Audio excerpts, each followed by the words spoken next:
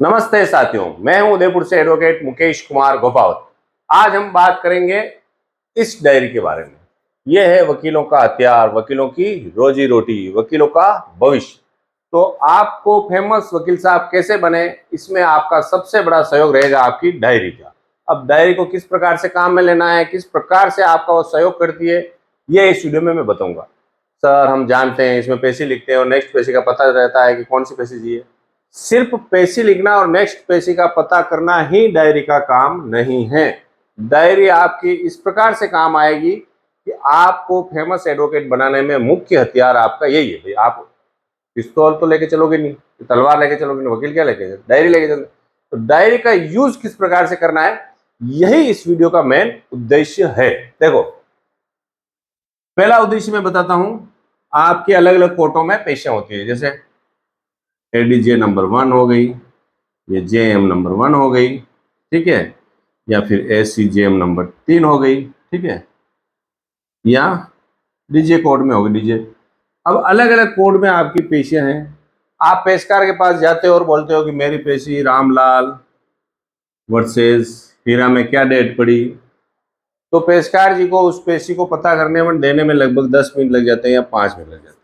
आप पेशी डायरी का उपयोग करके उस पेशी को 1 मिनट से कम समय में उपयोग में आप ला सकते हो। कैसे? कि जो भी आपकी कोज लिस्ट है, जैसे कि मान लो कल की 8 तारीख है, तो 8 तारीख की जो कोज लिस्ट है, आपकी पेशी पे कोज लिस्ट में आपकी पेशी कौन से नंबर पे, जैसे मान लो ये 9 नंबर पे, तो आपको डायरी में लिखना है कि पेशी डायरी के आगे कि ये मेरी एडीजी कोड में जो पेशी चल रही है, मान लो जेएम, तो ये मेरी 9 नंबर पर दर्ज है। ऐसा कैसे लिखना है, जैसे मैं डायरी में बताता हूँ। ये मेरी डायरी लाए मान लो, जैसे ये डायरी देखिए, आपको दिख रही है, तो जैसे मान लो कि ये पेशी है मेरी राधेश्याम वर्सेस पूरण है सरकार दशरथ, तो ये कौन से नंबर पे, 12 नंबर पे, यानी कि कौन सी कोड में, एससीजेएम कोड में 12 नंबर पर ये पेशी है कोज लिस्ट की। तो मैंने जाते ही पेशकार जी को क्या बोला कि साहब 12 नंबर पे मेरी जो पेशी है सरकार वर्सेस दशरथ, उसमें क्या तारीख है, या आप जो कोज लिस्ट में पेशी ढूंढ रहे हो, कोज लिस्ट आज 150-200 बनती है, तो आपको पूरा ढूंढना पड़ेगा पेशी कहाँ है। अगर आपने शाम को ही मोबाइल के जरिए ई कोर्ट का ऐप खोलकर अपनी जो पेशियां हैं उसके नंबर डाल लिए, तो कोर्ट में अगले दिन आपको पेशी लेने में सिर्फ 1 मिनट भी नहीं लगेगा। देखा सीधा, यार 12 नंबर पे कौन, 9 नंबर पे कौन सी पेशी है, 12 नंबर पे कौन सी पेशी, फटाक से लिख ली। या फिर आपको सर ये फाइल नहीं लिख ली, कि साहब बोलेंगे कौन सी फाइल है, तो आप तुरंत बोल दोगे साहब कोई लिस्ट के 12 नंबर पर जो पेशी है वो फाइल कहाँ है, तो साहब बोलेंगे देखो कोई लिस्ट लाओ। तो जज साहब पर भी इफेक्ट पड़ेगा, पेशकार जी भी इफेक्ट पड़ेगा, और सामने वाले वकील पर भी इफेक्ट पड़ेगा। यार इसने कोई लिस्ट बिना हाथ लगाई अपनी डायरी देख के कैसे बता दिया कि इस नंबर पर है। तो आपको जिस कोर्ट की आपके जितनी भी पेशियां चली, जैसे मेरे ये पूरी डायरी देखिए आप, ये बोलिए, तो मैं हमेशा शाम को बैठ के क्या करता हूँ, कोर्ट लिस्ट में कौन कौन से नंबर पे वो पेशी है तो नंबर लिख लेता हूँ। जैसे 22 नंबर पे है, 23 नंबर पे है, 7 नंबर पे है, 26 नंबर पे है, 38 नंबर पे है, 42 नंबर पे है, 47 नंबर पे है, 30 नंबर पे है, 52 नंबर पे, ये 53 नंबर।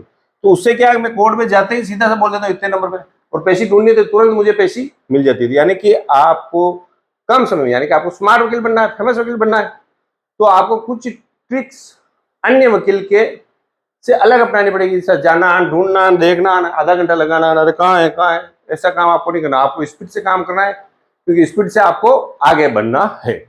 ये समझ में आ गया आपको। शाम को ई कोड्स के माध्यम से जो जो पेशियां जिस कोड में लग रही है उसकी कोज लिस्ट आपको खोलकर अपनी डायरी में पेशी के आगे उस कोज लिस्ट के नंबर लिखने हैं। ये तो हो गया एक नंबर का।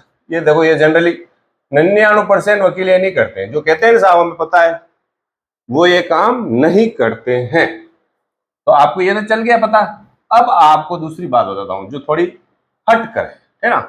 हट कर क्या बात है, ये देखिए, आप मेरी डायरी देखिए, इस पर कुछ मैंने ये है हाईलाइट कर रखी है पेशे। देखिए, जैसे ये सुरेश बनाम किशन लाल कर रखी है 2 तारीख की, फिर राजू बनाम महेश कर रखी है, धीरज सुरेश कर रखी है, डाली हीरालाल कर हाईलाइट कर रखी है। जैसे इसके आगे देखिए, आगे इस 3 तारीख संडे था, 4 तारीख भी मैंने 3 पेशें हाईलाइट कर रखी। आखिर मैंने ये हाईलाइट क्यों की, क्योंकि जिस जो जो पेशी बहस में होती है, कौन सी बहस में, आप उसको पेशी लिखने के साथ हाईलाइट कर दो। हाईलाइट करने से क्या होगा, जैसे आपने डायरी का पेज खोला, हम मानव हैं, पेशी को पढ़ेंगे नहीं, बस देखेंगे कितनी पेशी है, 4 पेशी, 5। हाईलाइट जैसे दिखेगा आपकी दिमाग की घंटी बच जाएगी यार, इसमें बेस है, प्रार्थना पत्र बेस रहेगी, मूल मूल बेस होगी, किसी न किसी पॉइंट पे बेस है हाईलाइट करके, इसका मतलब कोई ना कोई महत्वपूर्ण है। तो जो भी आपके महत्वपूर्ण पेशी हो उसको आप हाईलाइट करें। हर पेशी महत्वपूर्ण होती है पर बेस की पेशियां विशेष करें ताकि उसकी अगले दिन ही तैयारी हो जाए। आप जैसे देखोगे कि 6 तारीख की पेशियां कौन कौन सी, 10 पेशियां देख ली, उसमें से 2 अगर हाईलाइट करेंगे तो आप उन फाइलों को शाम को ही पढ़ लोगे, तो उससे आपको क्या फायदा होगा, आप तैयारी कर लोगे। ज्यादातर वकील क्या कहते हैं, सर मेरे को टाइम ही नहीं मिला, देखा ही नहीं। क्यों, आप संडे को दिन देखोगे कि यार कितनी फाइलें हाईलाइट करके, मान लें संडे के दिन आप ऑफिस बैठे, आपने देखा कि यार सोमवार से लगाकर शनिवार तक की पेशियों में 6 पेशी हाईलाइट करके, तो संडे उसकी फाइलों निकाल के भी आप काम कर लो। तो यानी कि आपको एक हाईलाइटर भी अपने पास रखना है। आप जहाँ, मतलब इससे पहले वीडियो बनाया था कि टेबल का कोड में कहाँ रखें, अपना बैग रखें, जिसमें एक हाईलाइटर जरूर रखें और मेन पेशी पर हाईलाइट करें। नए एडवोकेट हैं, आपके पास डायरी नहीं है तो आपको कब से डायरी रखनी है, इस पर भी मैंने वीडियो बना रखा है, देख लें। अपनी डायरी में हाईलाइट जरूर करें, भले आप पुराने एडवोकेट हैं और पेशियां लिख रहे हैं तो भी एक पेशी हाईलाइट करें जो आपकी महत्वपूर्ण हो। तो दूसरा काम क्या हो गया, हाईलाइट का काम हो गया। इससे क्या हो गया कि आपको पता चल गया कि भाई मेरी पेशी कौन सी तारीख को है। फिर अपन बात करते हैं और इस डायरी के क्या क्या महत्वपूर्ण उपयोग है। जैसे कि आप नए एडवोकेट, क्योंकि चैनल तो ज्यादातर नए एडवोकेट ही देखेंगे, पुराने एडवोकेट के पास तो समय ही नहीं है, उनके पास तो उनके इतना जो काम है, उनको वैसे ही काम से फुर्सत नहीं हो, तो वैसे ही होशियार होते। तो जो नए एडवोकेट अपनी वकालत जमाना चाहते हैं उसी के लिए मैंने चैनल बनाया, उनके लिए हर वो चीज जो 3-4 साल 5 साल तक वकीलों के थैले टोक टोक के उनकी फोटो कॉपी करा करा के समय खराब करते हैं, वो नहीं करना है। और इस चैनल के माध्यम से मैं आपको हर चीज बताने की कोशिश करूंगा कि किस प्रकार से आपको कौन सा रास्ता अच्छा होगा। जीरा हो गई, बहस हो गई, प्रार्थना पत्र हो गया, फॉर्म भरना हो गया, जमानत का फॉर्म भरना हो गया, गाड़ी छुड़ाने के फॉर्म भरने हो गए, गाड़ी छुड़ाने का एप्लीकेशन हो गया, थाने में जाके बात करनी होगी, ऑफिस कैसे लगाना, कहाँ लगाना, टेबल कहाँ रखना, सब कुछ टॉपिक पर अपन बात करेंगे। इसलिए आप चैनल को सब्सक्राइब जरूर कर ले। तो डायरी की 2 बातें मैंने बता दी, अब तीसरी बात, एक तो कौन सी पे कि आपको कोर्ट की पेशी में जो नंबर डालने हैं, दूसरा हाईलाइट। अब मान लो आपके नए वकील साहब हैं और आप किसी वकील साहब के यहाँ पर काम करें, अभी आपके पास पेशा नहीं है, बॉस के पेशा है, बॉस के पेशे में भी एक ट्रिक आप अपना सकते हैं। फिर आप अपनी खुद की एक डायरी रखना, बॉस की डायरी के अलावा। उसमें आपको क्या करना है कि आप किसी भी कोर्ट में खड़े हैं, वहां बहस चल रही है और कोई रूलिंग्स आपके बॉस बोलते हैं या सामने वाला वकील बोलता है, तो अपनी डायरी में, उस समय नए वकील की डायरी तो खाली होती है, उसमें वो लिख ले और घर जाकर एक रजिस्टर बनाएं रूलिंग्स का अलग। प्रत्येक नए एडवोकेट को घर जाकर एक रूलिंग्स का रजिस्टर होना चाहिए जिस पर महत्वपूर्ण सारी रूलिंग्स उसको लिखनी चाहिए, जिससे क्या होगा कि कभी भी काम पड़ सकता है और कभी भी एक रूलिंग आपको 50,000 या 1 लाख रुपए भी दिला सकती है। इसलिए उस रूलिंग को अवश्य लिखे जाए, रूलिंग लिखने की काम आएगी, सिर्फ पैसा लिखने की डायरी काम नहीं आ रही। फिर मान लो आपके किसी व्यक्ति कल का कोई काम है, एक्स्ट्रा काम है, जैसे किसी व्यक्ति से मिलना है, किसी को फोन करना है, किसी को कुछ देना है, यानी कोई फाइल देनी है या कोई चीज देनी है, तो वो उस पेज पर आप लिख सकते हैं कि ये मुझे काम इस तारीख को करना है। यहाँ तक कि मैं तो कहीं शादी में जाना होता है तो भी उस डायरी के ऊपर लिखता हूँ भाई 15 तारीख को मुझे इन व्यक्ति की शादी में जाना है, ताकि मैं भूलूं नहीं। तो ये भी डायरी का आपका काम है कि आपको डायरी याद दिलाएगी। साथ में कभी आप बाहर भी चले गए तो किसी एडवोकेट को आप कह भी सकते हो कि साहब मेरी ये पेशियां हैं, तो वो भी आपको काम आएगी।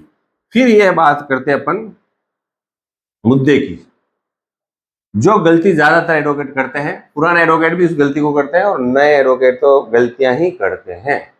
तो आपको क्या करना है, देखो मेहनत का काम है। जो वकील साहब ये सोचकर वकील बने हैं कि मैं तो आराम से पैसा कमाऊंगा, मुझे कुछ काम नहीं करना पड़ेगा, तो वो इस धंधे में नहीं आए, इस प्रोफेशनल में नहीं आए। वो कोई धंधा करे, व्यापार करे, ये काम 10 से 5 का नहीं है।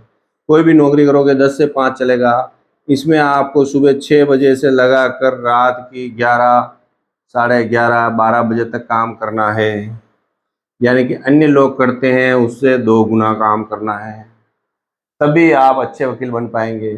इसलिए मेहनत करना जरूरी है। आप शाम को 8 बजे टीवी देख रहे हो, आराम से सो जाते हो, कोई किताब नहीं पढ़ते हो, तो फिर आपको इस बिजनेस में नहीं आना चाहिए। आपका जीवन दुखदायक बीतेगा, आपको बुरी बात लगेगी, मगर क्लाइंट नहीं आएंगे। क्लाइंट तभी आएंगे जब आप मेहनत करोगे। भले आपके पास एक भी क्लाइंट नहीं है, फिर भी आप फाइल पढ़िए, मेहनत कीजिए, बुक पढ़िए, ठीक है ना। तो अब मैं जो बात कर रहा था मुद्दे की, जो क्या गलती करते हैं डायरी के संबंध में, वो एक ही डायरी रखते हैं। एक